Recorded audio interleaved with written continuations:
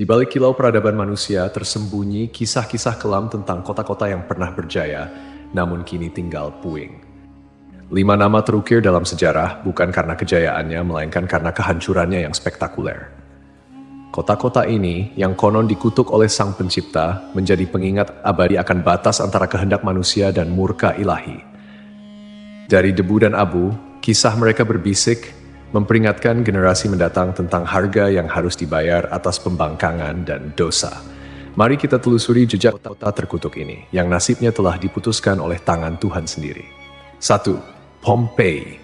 Pompei adalah sebuah kota kuno yang terletak di wilayah Campania, Italia. Kota ini memiliki sejarah panjang yang dimulai jauh sebelum kehancurannya secara tragis pada tahun 79 Masehi. Pompei telah berdiri sejak abad ke-7 sebelum Masehi oleh suku Ossi. Awalnya, Pompei merupakan sebuah pemukiman kecil yang kemudian berkembang menjadi kota pelabuhan penting di wilayah Napoli. Pompei pun berkembang menjadi kota yang besar pada masanya. Kota ini juga dikenal yang jauh lebih subur daripada tempat lain, karena Pompei terletak di kaki Gunung Vesuvius, sebuah gunung berapi purba yang merupakan satu-satunya gunung berapi aktif di Eropa. Para petani di kota ini banyak yang menanam anggur dan zaitun. Kesuburan tanah ini merupakan salah satu faktor utama yang mendorong pertumbuhan dan kemakmuran Pompei selama berabad-abad. Meskipun Gunung Vesuvius telah lama menjadi bagian dari lanskap kota Pompei, penduduk kota tampaknya tidak menyadari bahaya yang kelak akan ditimbulkannya. Gunung Vesuvius diketahui telah tidak aktif selama berabad-abad, dan pengetahuan vulkanologi pada masa itu masih sangat terbatas. Kota Pompei merupakan bagian dari wilayah kekuasaan Romawi kuno. Banyak dari masyarakatnya merupakan keturunan Romawi, dan di seluruh wilayah Kekaisaran Romawi kuno, praktik prostitusi memang dilegalkan.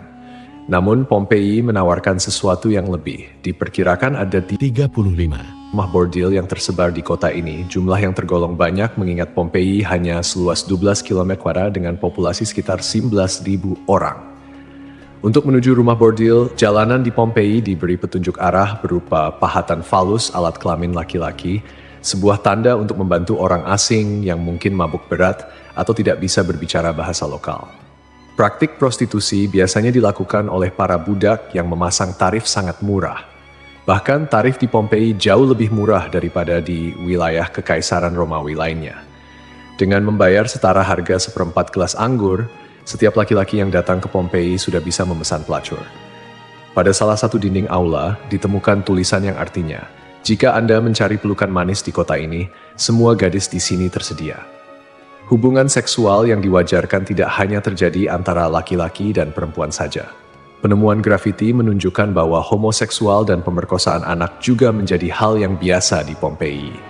Temuan inilah yang membuat Pompei dijuluki sebagai kota maksiat, terlepas dari arsitekturnya yang megah dan keberagaman karya seninya. Akhirnya, setelah kegiatan maksiat di kota ini semakin parah dan menjadi pemandangan yang lumrah, pada tanggal 24 Agustus 79 Masehi, sekitar tengah hari, terjadilah letusan mahadahsyat dari Gunung Vesuvius. Gunung ini mengeluarkan kolom erupsi yang luas dan tinggi hingga mencapai ketinggian 33 km. Abu vulkanik dan batu apung mulai berjatuhan di Pompei dan di daerah sekitarnya. Tebalnya erupsi menyebabkan kegelapan di siang hari dan membuat orang-orang kesulitan untuk bernapas, sehingga penduduk Pompei banyak yang tidak sanggup melarikan diri. Kemudian pada malam hari, letusan mencapai puncaknya.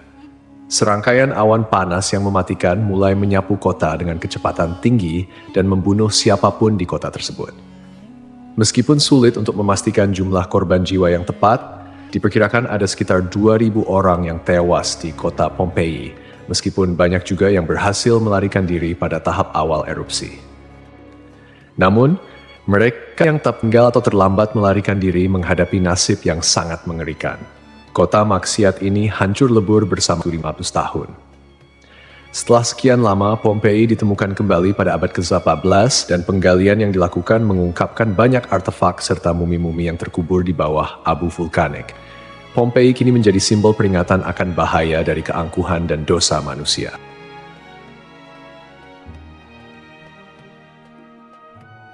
Kisah Desa Legetang.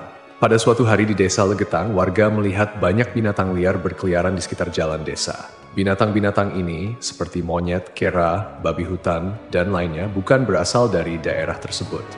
Setelah diselidiki, ternyata hewan-hewan ini berasal dari Gunung Pengamun-Amun, yang berada agak jauh dari desa Legetang.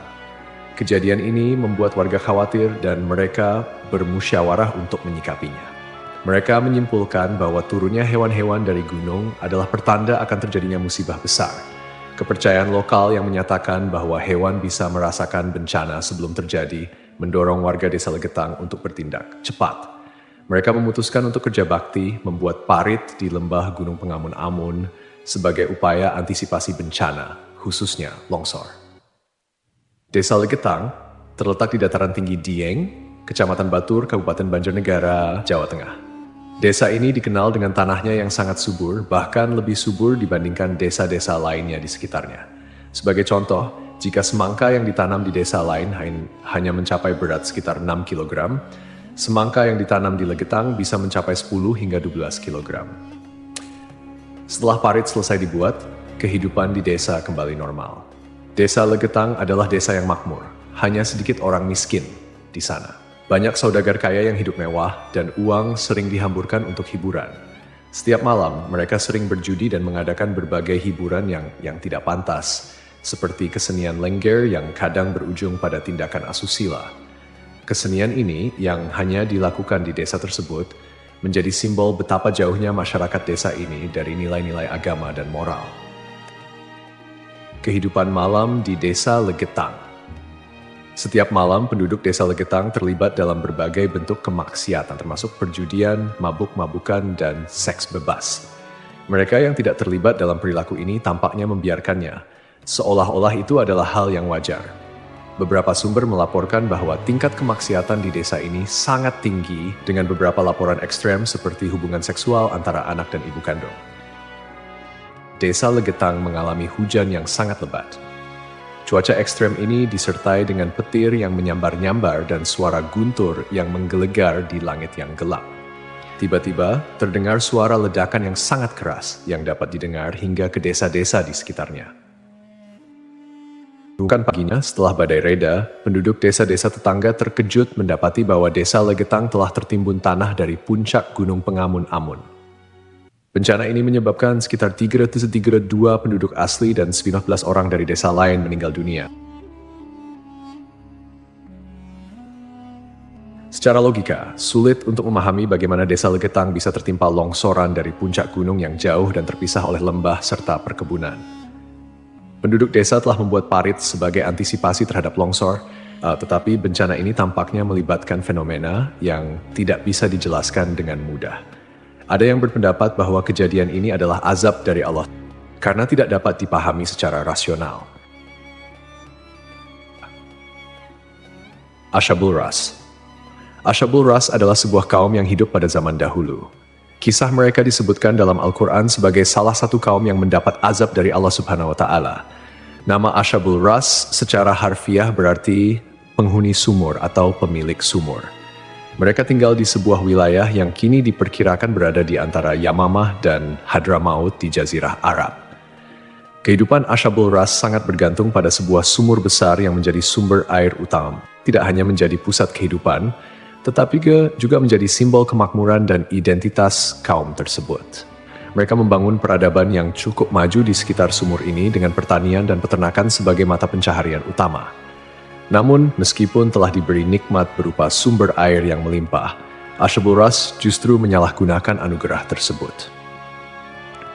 Mereka mengembangkan sistem kepercayaan yang menyimpang dan menyembah pohon cemara besar yang tumbuh di dekat sumur mereka. Pohon ini dianggap suci dan dijadikan objek penyembahan, menggantikan Allah Subhanahu wa Ta'ala sebagai Tuhan yang seharusnya disembah. Kemusyrikan Ashabul Ras tidak berhenti pada penyembahan pohon saja. Mereka juga mengembangkan praktik-praktik yang bertentangan dengan ajaran Tauhid, seperti membuat patung-patung yang merepresentasikan dewa-dewa mereka, kemudian melakukan ritual dan persembahan kepada pohon cemara, serta menolak ajaran-ajaran monoteisme yang dibawa oleh para nabi dan rasul. Allah Subhanahu wa Ta'ala dalam rahmatnya yang tak terbatas tidak langsung menghukum Ashabul Ras. Sebaliknya, Allah Subhanahu wa Ta'ala mengutus seorang nabi kepada mereka untuk membimbing dan mengingatkan mereka akan jalan yang benar. Nabi yang diutus ini, menurut beberapa riwayat, adalah Nabi Syuaib, meskipun ada juga yang berpendapat bahwa ia adalah nabi yang lain yang namanya tidak disebutkan dalam Al-Quran. Nabi yang diutus kepada Ashabul Ras berusaha dengan gigih untuk mengajak kaumnya kembali ke jalan yang lurus. Ia menyampaikan risalah tauhid, mengajak mereka untuk hanya menyembah Allah Subhanahu wa Ta'ala dan meninggalkan penyembahan terhadap pohon dan berhala. Nabi ini mengingatkan mereka akan nikmat-nikmat Allah Subhanahu wa Ta'ala yang telah diberikan, termasuk sumur yang menjadi berkah dalam kehidupan mereka. Namun, meski telah diingatkan, mereka tetap keras kepala dalam kekufuran dan kemusyrikan, bahkan mulai mengancam dan memusuhi Nabi yang diutus kepada mereka. Penolakan ini berlangsung dalam waktu yang cukup lama, menunjukkan kesabaran Allah Subhanahu wa Ta'ala dalam memberi kesempatan kepada hamba-hambanya untuk bertaubat. Setelah bertahun-tahun menolak ajakan Nabi mereka dan tetap teguh dalam kekufuran, akhirnya azab Allah Subhanahu wa Ta'ala turun kepada kaum Ashabul Ras. Azab ini datang sebagai konsekuensi dari penolakan mereka yang terus-menerus terhadap ajaran tauhid dan ketekunan mereka dalam menyembah selain Allah Subhanahu wa Ta'ala. Menurut beberapa riwayat, azab yang menimpa Ashabul Ras terjadi dalam beberapa tahap. Pertama, terjadi kekeringan dan paceklik. Allah Subhanahu wa Ta'ala mulai mengurangi curahan rahmatnya dengan menahan air hujan. Akhirnya, terjadi kekeringan berkepanjangan. Tanaman-tanaman mereka mengering dan ternak mereka mulai mati kelaparan. Ini merupakan peringatan awal bagi Ashabul Ras, namun mereka tetap tidak mengindahkannya. Kemudian terjadi pencemaran sumur. Sumur yang menjadi sumber kehidupan mereka tiba-tiba tercemar. Airnya berubah warna, berbau busuk, dan tidak layak dikonsumsi. Hal ini menyebabkan krisis air yang parah di kalangan Ashabul Ras. Lalu datanglah gempa bumi. Sebuah gempa dahsyat mengguncang wilayah tempat tinggal Ashabul Ras. Gempa ini menghancurkan bangunan-bangunan dan infrastruktur yang telah mereka bangun selama bertahun-tahun. Akhirnya, mereka pun binasa, meninggalkan kisah yang menjadi peringatan bagi generasi-generasi setelahnya tentang konsekuensi dari menolak petunjuk ilahi dan hidup dalam kemusyrikan.